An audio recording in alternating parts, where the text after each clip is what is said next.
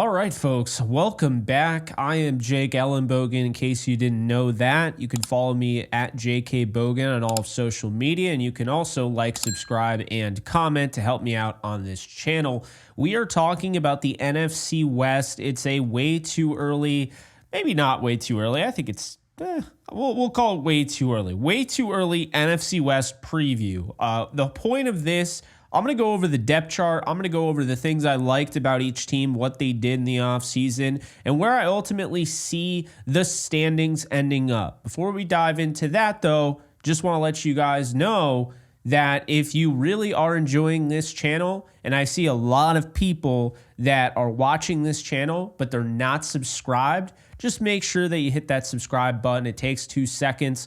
And I understand the algorithm's probably pretty nice to me right now, so that's why you're seeing my videos, but you might not be subscribed already. So definitely do that. Let's get into it. We're going to start off here with the Arizona Cardinals, okay? I'm going to get into, at the end of it, I'm going to share my, essentially what I believe will be the standings. So let's talk about it, right? Right now, the Arizona Cardinals are looking pretty interesting. Not going to lie to you. The offense looks good. You have a starting quarterback in Kyler Murray who you know can lead a team. You know he can win games. You know he can make plays off script. He can beat you with his legs. He can beat you with his arm. They added Trey Benson in the draft to go with a very good running back in James Conner. They added DJ Dallas in the offseason, Michael Carter. So they have some guys there in the running back room. They have a quarterback in Kyler Murray. They have a backup quarterback who's a little iffy, a little rough around the edges in Desmond Ridder. That hurt to say because he was the guy that I really liked in the draft. But they also have Clayton Tune, so good quarterback depth, solid quarterback depth, we'll call it. A good running back room, which is a good sign. Then you go out and you add, in my opinion, the best player in the draft in Marvin Harrison Jr. at pick 4. So you bolster your wide receiver room with that. Michael Wilson's a guy out of Stanford, dealt with some injuries, which is a big reason why he fell in the 3rd round. I thought he had potential first-round tape. He is a very good player. If he can stay healthy, he and Marvin Harrison Jr. are going to be a problem. You go out, you just recently added Zay Jones to your roster. Greg Dortch, made some things happen last year. So, you still have him. You have Zach Pascal, Chris Moore. So you have some guys that can challenge. But the big one here is Taywan Palmer, who was in my sleepers video, 6th round pick in 2024. Definitely a guy to keep an eye on. The offensive line is improved, in my opinion. You go out, you get Jonah Williams, you have Kelvin Beachum and Dennis Daly there, depth at left tackle. You got Paris Johnson Jr., you got Christian Jones out of Texas in the 5th round. And then, you look at guys like Will Hernandez and Froholt and Evan Brown. They added Isaiah Adams out of Illinois, who could play tackle, but I like him more at guard.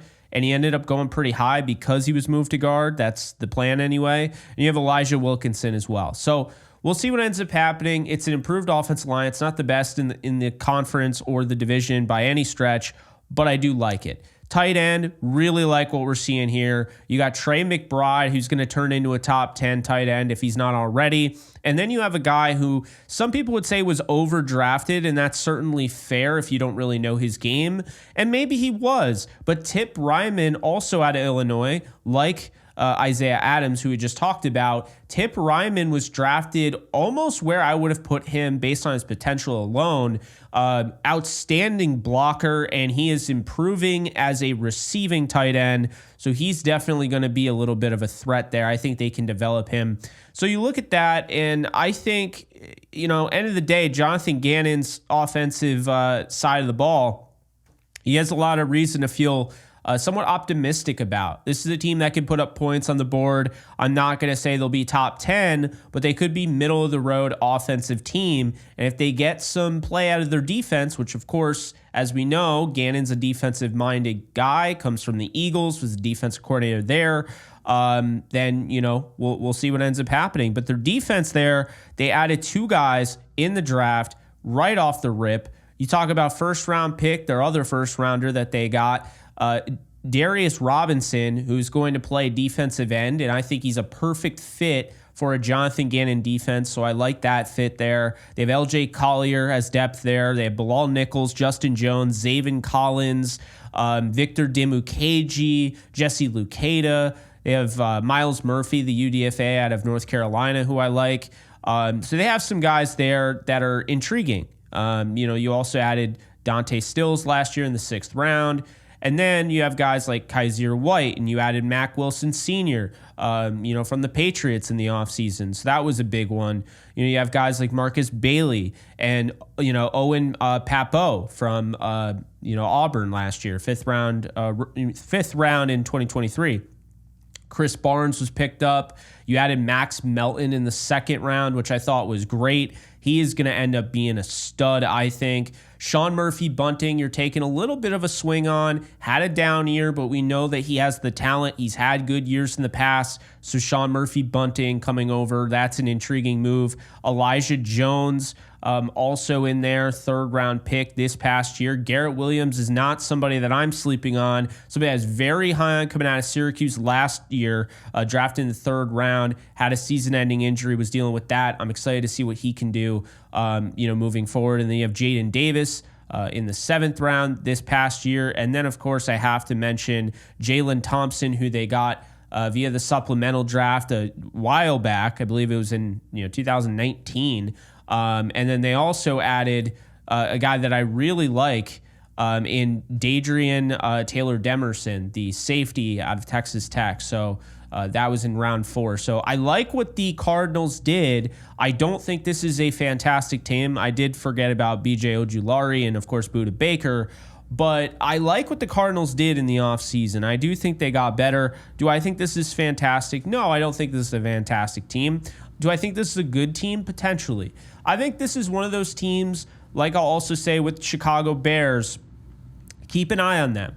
Because the one thing the Cardinals have that a lot of other teams don't is they have an actual quarterback. And I think Kyler Murray's getting better, okay? He's becoming a more pure quarterback in every meaning of the word. And so I'm very excited for his development just as a fan of football. Don't take it the wrong way, Rams fans. But I have the Cardinals having a pretty interesting little season. I think they're going to be in a lot of games. We'll get into the record at the end of this, but I do like the Cardinals. We move on here, and we are going to go right to the Seattle Seahawks here. Brand new head coach and Mike McDonald. They moved on from Pete Carroll. Aiden Durd, who interviewed for the Rams defensive coordinator job, became the defensive coordinator for the Seattle Seahawks. And in addition to that, you have Jay Harbaugh, who is the special teams coordinator coming over from Michigan. And you have Ryan Grubb coming over from Washington. So staying close to home there, Ryan Grubb ends up being your offensive coordinator. So let's talk about it. What do you get with the Seattle Seahawks? Well, I like that they went out and they got arguably the best guard in the draft in Christian Haynes in the 3rd round. Probably not talked about nearly enough because they did lose Damian Lewis in the offseason. I believe he went to the Panthers. So because they lost their guard there, they do have Laken Tomlinson, who they added. I got to be honest with you. I covered the Jets. I'm not very high on Laken Tomlinson as it is. That's just me. But I think, looking at it, their wide receiver room is really good. I really like what I'm seeing there. I mean, I think end of the day here, the Seattle Seahawks got better. Now, how much better did they get? That remains to be seen. But I do think they got better. I think adding Haynes matters. I think going out and getting Satoa Lomea, hard to pronounce that name. I thought that was a really good pickup in the 6th round. So they went out and got A.J. Barner in the 4th round, tight end. I was really confused by that. I thought that was a bad pick. Not that he's a bad player. I just thought it was way too high to go out and get somebody like that. They did bring back Noah Fant in the offseason. They let Colby Parkinson and Will Dissly go. So that was a little interesting, but they got Geno Smith and Sam Howell. They have a lot of reason to feel good about the quarterback position right now. They have Kenneth Walker and Zach Charbonnet from last year who they added. George Holani out of Boise State is somebody that I am intrigued with. He could end up being that 3rd running back option. I know Kenny McIntosh is also a possibility there, last year's 7th round pick. But they have some guys there in the running back room. They have some guys on the offensive line, Abraham Lucas, Charles Cross. They are expected to take the next steps. Oluwatimi and Nick Harris, who is a huge pickup that no one's talking about. He was a stud in limited opportunities he was given for the Cleveland Browns to fill in as the center. I think Nick Harris should win that starting job, but I like Oluwatimi a lot. I think I like him more, though, as a guard, not really as a center. That's just me. They also added Michael Nowitzki. So there are some definitely some players here. Farrell Brown also came over at the tight end spot. But the wide receivers are pretty much the bread and butter here of the offense. You got DK Metcalf, Tyler Lockett, Jackson Smith and Jigba. You got Jake Bobo, who played a big role, close to the red zone. You still have D. Eskridge. He's got talent. Does he ever, tap into that? I don't know. Derek Young is somebody that has some talent there. And then you have Laviska Shenault, of course, who is a pretty big name that kind of gets forgotten about, but I could see him carving out a role there for the Seattle Seahawks. Now, moving on to the defense here, and this, of course, defensive-minded coach like we were just talking about earlier with Gannon. And funny enough, you have two offensive-minded coaches in the NFC West, and then you have two defensive-minded. But McDonald, who, like I said, brought in Ryan Grubb. I think that's really going to help their offense. Their defense, however, Aiden Durd, I think, is also somebody that's not really talked about. Somebody I thought was an interesting candidate for the Rams. They have Leonard Williams working with them. They got Mike Morris from last year, the 5th round. You go out and you get, Jaron Reed and Draymond Jones and Boye Mafe, and they've really done a nice job of adding some defensive pieces there. Tyrell Dodson was a major acquisition. I was a big fan of that pickup. Tyrese Knight was intriguing as well, a guy that made my sleepers team. Byron Murphy II will probably start day one of the better interior defensive linemen in this class. Some would say the best. You have Uchenna Nwosu coming back from his season-ending injury, so that will be good there. Derek Hall, last year's second-round pick, they're not done with him. So they have some guys for sure that you have to keep an eye on. Nelson Caesar is a priority UDFA who could end up making this team. And then you have Michael Jackson, Devin Witherspoon, Reek Woolen. You go out and get DJ James in the 6th round. Nehemiah Pritchett was a huge pickup, not talked about nearly enough. I'm a big fan of that. Kobe Bryant as well. So they have some guys all over the place. Rayshawn Jenkins was an addition there. They did move on from Quandre Diggs. So, the new safeties, you'll have Julian Love and Rayshawn Jenkins to go with Kayvon Wallace as well. And then they also have Trey Brown and Andrew Whitaker. So I really do like what the Seahawks did. I think everybody in the NFC West improved their roster. But how much more did the Seahawks improve the roster over, say, the Cardinals, the Rams, the 49ers? We'll get into that. So, moving on here, we have the Rams. Okay, the Rams last year finished second in the NFC West. I think there's certainly a possibility that this team will end up winning the division, but we'll get into that at the end of this. So, looking at this, I really think the Rams just nailed it this year. I understand losing Aaron Donald can be tough, but they did not waste any time going out and being players in the offseason, making pickups in the free agency realm. And that's something that I really, really like. So something that was definitely on my mind was that, this team was willing to spend. This team was willing to go out and get Cameron Curl. This team was willing to go out and trade for a Braden Fisk, trade up to get him, give up a lot to get him. Go out and you get Jared Verse in the 1st round instead of trading away your 1st round pick. I think that matters. And it's something that, I definitely noticed. And I think this is a much better team based on that aggression. So, my biggest thing here is that when I'm looking at this Rams team, I see an aggressive team, a young team, a team that has some experience because they added guys like Tre'Davious White and Darius Williams, but they also have the youthful exuberance as well, adding guys like Jared Verse and Braden Fisk and drafting Jordan Whittington and Leviston and, Limmer and, of course, Cameron Kinchins, Tyler Davis. I really like their draft, Brendan Jackson included. But the thing about the Rams that's going to help them is last year. Last year, they were forced to grow up on the fly, okay? This is a team that a lot of people were counting out. A lot of people, okay? Not myself, but a lot of people were. I had them going 10-7. They ended up finishing 10-7. So here's the deal with the Rams. The Rams right now have a roster full of players that were forced to play in 2022 in a down year, a year where they only won 5 games. They were forced to take on bigger roles. Guys like Michael Hoyt, okay? Guys like that had to step up and play a pretty big role for the team. And of course, the Rams, in doing that, found out that they had something in said player.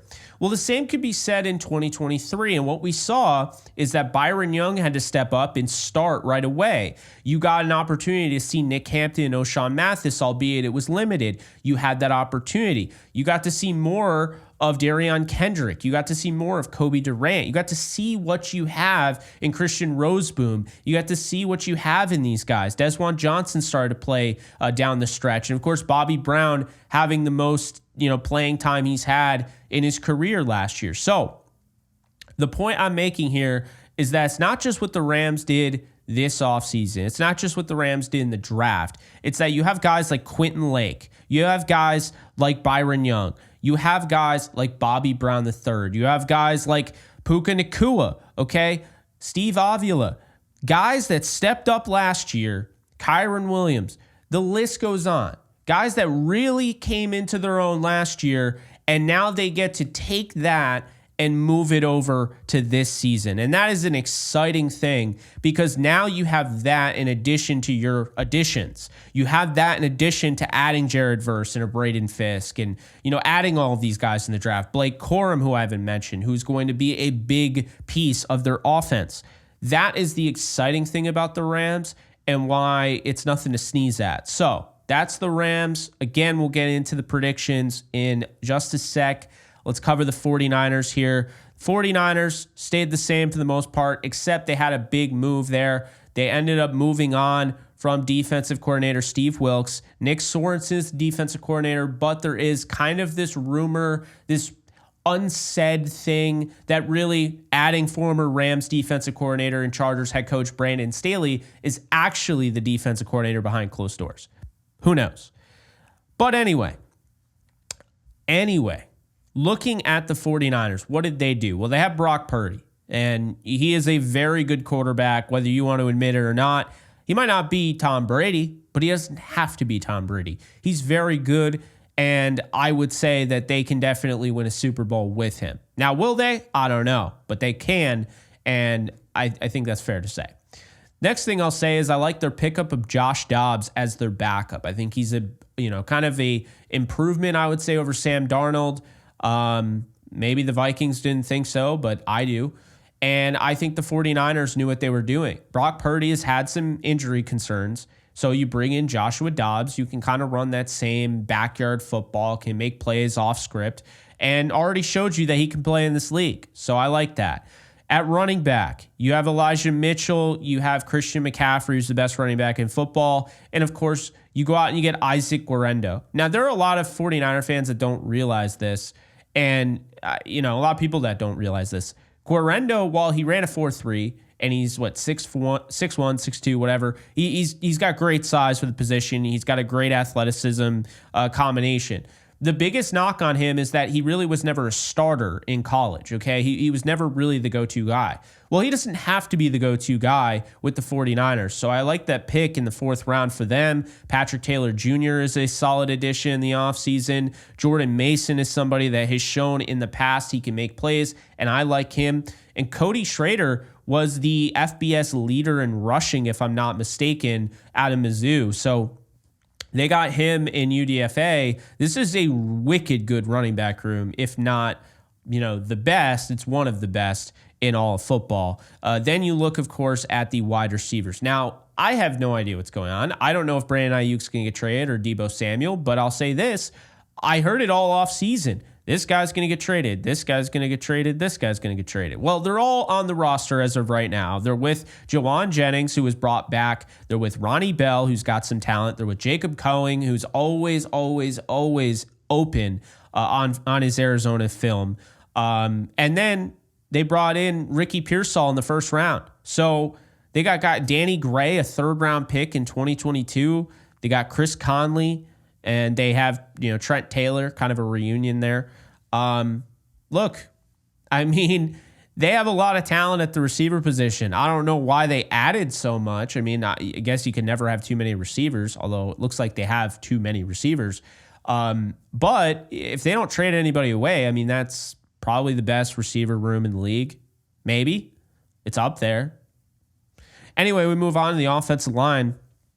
Trent Williams, Aaron Banks, Jake Brendel, John Feliciano, and Colton McKivitz. They went out and got Dominic Pooney. Obviously, you guys know I talked about him a lot coming out of Kansas. He is one of the better tackles, I think, in this draft, and he can play tackle, guard, or center. So that's something to keep in mind there. I think they have some really good depth with him. They also added Chris Hubbard, a really good depth piece there. They have guys like Brandon Parker, who are intriguing.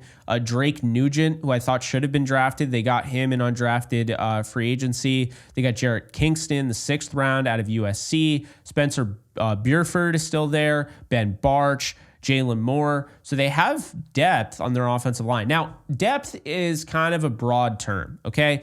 Just by having a human being as the next man up doesn't make it depth. You have to have a competent player. I think they have competence in their depth chart, essentially.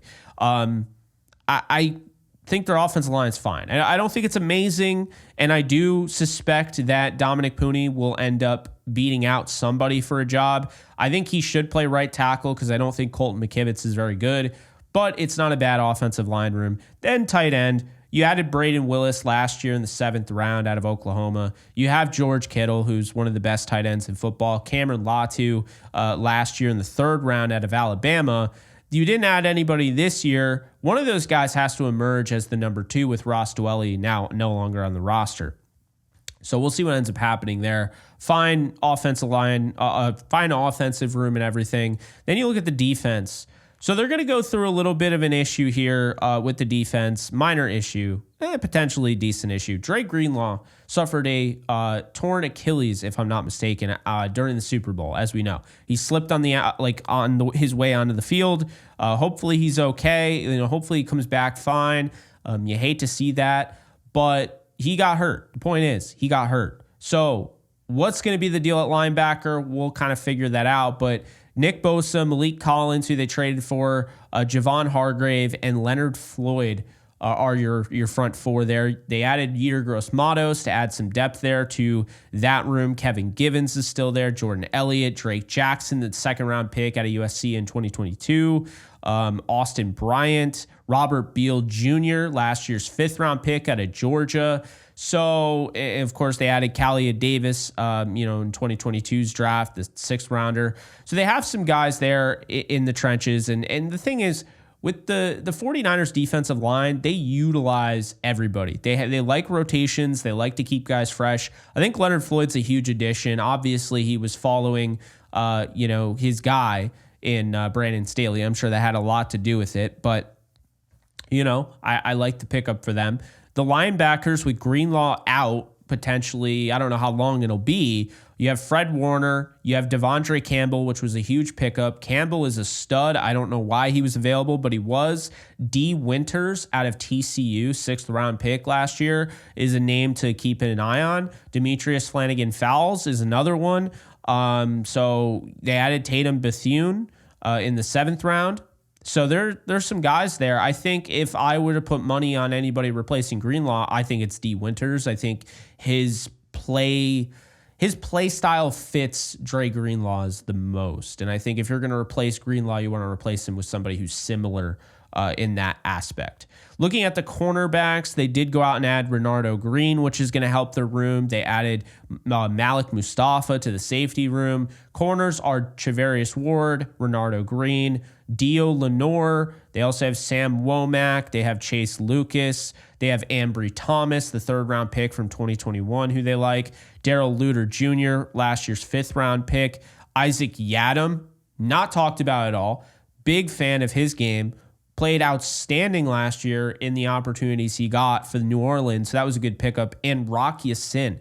There's a lot of depth here at corner for the 49ers, and Renardo Green is intriguing. A second-round corner could end up being really good.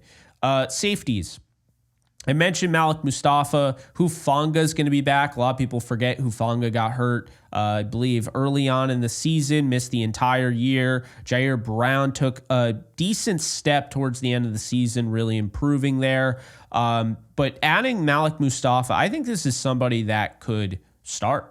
George Odom is a special teams ace there. But I like what the 49ers did. I mean, you know, being impartial, I thought the 49ers had a good offseason. So, with that said, we move on to the part that you guys have been waiting for this whole video, okay? And that part is, of course, talking about how it all ends. How does this work? How does the NFC West shape up? Like, what does it look like at the end of the day? Well, I'm going to tell you right now. Number 4 in the NFC West, and it pains me to say this because I like the steps they took. I just can't buy into them as a playoff team yet. I think they're a year away. I think next year they could be a problem. They could be a problem this year. They could play spoiler at the end of the year. The Arizona Cardinals, 7-10. That's the bar. That's the bar set. No 5-12, no 4-13, no 3-14. No. I think the Cardinals improve big time. But it's important to also remember they were always going to. Kyler Murray missed the majority of last year, to be fair. But in addition to that, they had the 4th overall pick. They had another first-round pick. I mean, how wouldn't the Cardinals get better? Seriously. So the Cardinals I have at 7-10 really kind of tells you how I feel about the NFC West. I think they're going to be competitive all around. I think every game is going to be a dogfight. In the NFC, it feels like, except for a few. So I got the Cardinals at 7-10. Moving on, the third team, I have the Seattle Seahawks missing the playoffs at 8-9. I think it's going to be the Cardinals and Seahawks battling it out at the end of the season. I think the Seahawks get one more win up on the Cardinals, but they fail to make the playoffs. They got a lot of stuff to like, but I still just don't feel confident in them making the playoffs. And I could be wrong. I mean, 8-9, 9-8 could get you in the playoffs depending on the season. Who knows? But I got Seattle 8-9. Number 2, I have the 49ers 12-5. This is a great football team. They could very well win this division. They could very well win this conference. They could very well win the Super Bowl. But I tend to believe that the Rams this offseason, that the Rams have the better coach, they have the better GM, they have the better quarterback. I think that the Rams did enough this offseason, despite losing Aaron Donald, and we already saw them start to really close the gap. Week 2 last year, the Rams without Cooper Kupp, with some injuries. Kevin Dotson still wasn't even starting yet at guard. He wouldn't start for another 2 games later. That team was in that game. The Rams had a shot to win that game against the 49ers. That was really when I started to feel like they closed the gap. Week 18, obviously, they can say all they want. 49ers sat this guy, sat this guy, sat this guy. Wasn't until the second half, first off. But second, Carson Wentz won the damn game. The Rams won. So I think these two are going, they're headed towards another split. I think it's going to be they win one, the Rams win one. I think the Rams are going to win the one at SoFi Stadium week 3, the home opener. And I think the 49ers are going to win the one on the road later on the year when the Rams are coming off playing the Bills and having to play them on a short week in San Francisco. So my thoughts, the Rams go 13-4, the 49ers go 12-5, and those two end up in the playoffs. Seattle misses the playoffs by a few games at 8-9. And the Cardinals miss the playoffs as well at 7-10. Would I be shocked if there were different things? Sure. But here's the deal, okay? This is all assuming guys stay healthy. This is with the assumption, the roster, the way it is, this is how it's going to be, okay? I think if you put the 49ers up here and the Rams down here, you're not paying attention. The Rams have closed the gap, but also the 49ers are still a damn good football team. We'll see how much better they're going to be as time goes on. They will have to pay Brock Purdy. Right now, they have him on the best deal in the league, in my opinion. But they'll have to pay Brock Purdy soon. So we'll see what ends up happening. But as far as the Rams go, I mean, they have a short window at the moment as well. They have 2 to 3 more years with Stafford, maybe more, but in all likelihood, 2 to 3 more years. No Donald. Would he come back at the end of the year? Who knows? But I like the Rams right now. And I think that they've shown you that the way that they got off to that win streak at the end of the year, winning, 8 of their last 9, tells you all you need to know. This team can get it done when they need to. I don't think the schedule's too tough. I don't think it's wicked. I think the 49ers got a little hosed on a few things on their schedule, but it's still decent. And then, I think Seahawks and Cardinals, they have okay schedules as well. I don't think anybody has a ridiculously tough schedule, but that's how I have it. 13-4 Rams, 12-5 49ers, 7-10 Cardinals, and the 8-9 Seattle Seahawks. So appreciate you guys tuning in. Let me know your thoughts on the NFC West. I'm curious where you guys stand on it, but I do think the Rams, for the first time in Sean McVay's tenure, are not only going to win the NFC West, because that's not the first time he's done that, they're going to win the NFC West and they're going to get the 1 seed in the NFC. And I think they're going back to the Super Bowl to play the Kansas City Chiefs.